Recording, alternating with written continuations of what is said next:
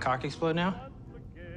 Sorry? The year is 2026, and a new year has reignited an old passion. Over 10 sunset sarsaparillas have passed us by, and Fallout Season 2 has now ended. The Pip-Boy has been a long sought-after replica by collectors around the globe. I myself have had some in the past.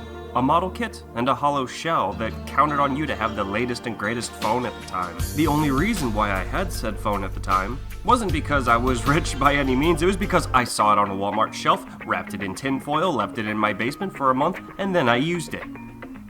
Anyways, the point besides incriminating myself is that even then, it was good, but it could have been better. Now, the Pip-Boy has changed. When Season 1 of the acclaimed series came out, a new replica was released. Anyways, I just got a blue star cap. Now where's my f***ing Pip-Boy, Jones? Oh.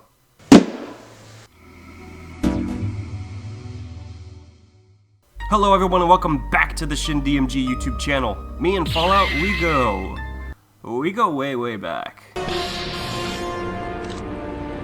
If you're like me, you've explored several areas of the wasteland, from the sprawling mountains of West Virginia to the deserts of the Mojave, and you've long dreamt of the day that you could own your very own functional Pip-Boy. Well, today's that day. The DOESN company has brought us this amazing replica of the Pip-Boy featured in the Amazon Prime show, which might just be one of the best video game adaptations in my humble opinion. Also, just a quick side note, I just saw Iron Lung and that's pretty up there too, and I'm gonna shove that popcorn bucket up my The box itself is themed to be in-universe, looking like it's a product fresh off the line from Robco. Let's take a closer look at what's inside. Once we crack into this, we have a manual, a stand which is a luxurious die-cast construction.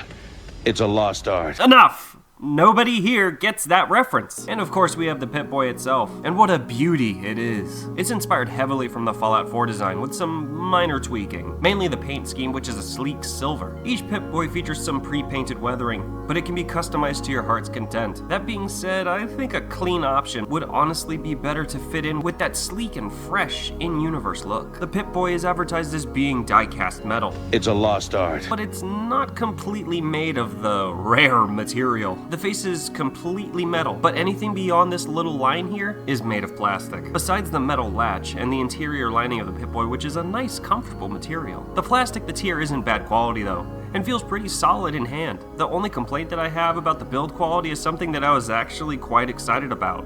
This little dongle in the back here that's used in-game to access vaults is actually functional and comes out. In fact, it's how you charge the thing, with this included USB-C cable. But the plastic and little rubber cable that they used feel a little on the cheap side. And for that price, no corner should be cut. That being said, with only one complaint, I'm extremely impressed. Especially considering some of Bethesda's, questionable product issues in the past.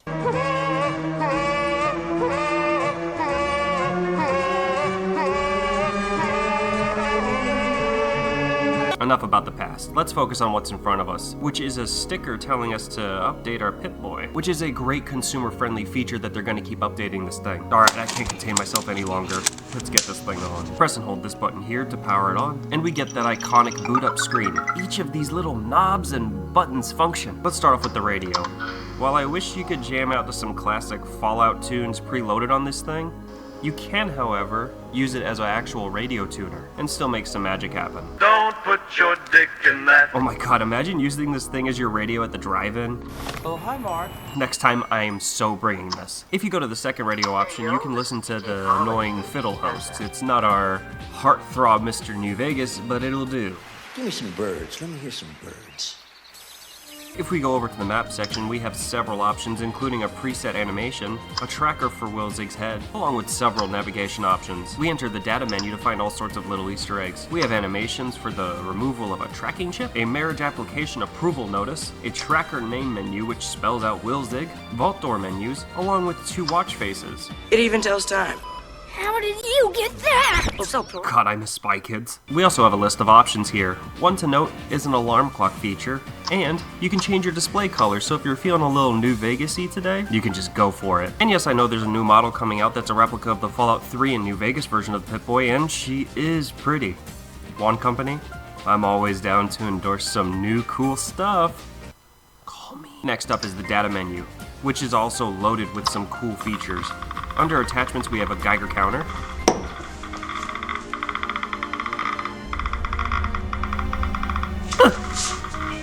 a flashlight which can also be accessed at any time using this button at the top here,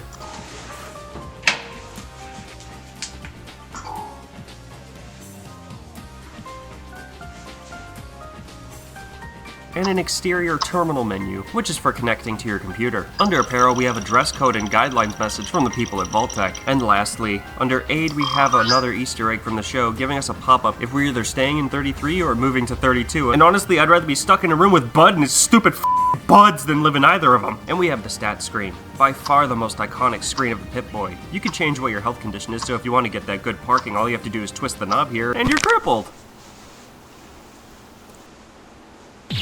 Thanks, Vault-Tec! You can also establish your connection. Wow. My connection is now established. Or you can check the diagnostic menu, which is cool that it's an option, but the screen here is too teeny tiny to do any of the art on screen justice. Which brings me to a point that I'd like to bring up here, is the size. I for one like that it's not super clunky and ginormous, but some people aren't a fan. It's like a Pip-Boy Nano or something like that. I mean, it's not too teeny tiny here. Here it is next to my everyday watch, and it's still ridiculous. My wrist in particular is kind of in the middle, not too big, not too small, so if you kind of fit into one side of the spectrum more than the other, this is gonna be difficult to impossible to wear. So what do I think of it? The build quality is pretty top-notch. It's filled with Easter eggs and features, has a beautiful display and lighting effects. If you're a Fallout superfan, you owe it to yourself to pick one of these up to experience it. I'll leave a link below where you can get one for yourself, and until next time, thank you all so much for watching.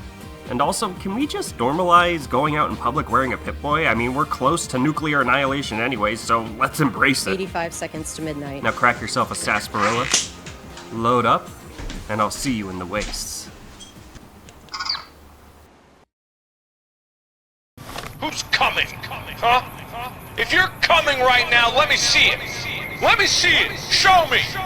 Huh? He who is coming? You better get out here. You better come out here.